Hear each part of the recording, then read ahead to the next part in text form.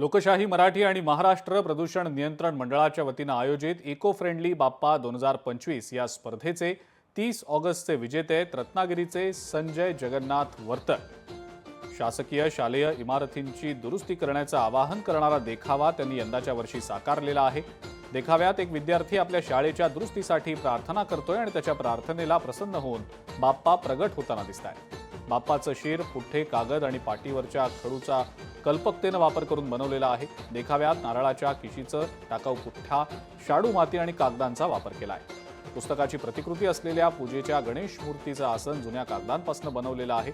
या देखाव्यातनं शाळेच्या इमारतींची जीर्ण अवस्था दाखवून गणेशोत्सवात गणपतीच्या चरणी कोटींचं दान करणाऱ्या गणेश भक्तांना शाळा दुरुस्तीसाठी दान करण्याचं आवाहन करण्याचा प्रयत्न करण्यात आला आहे।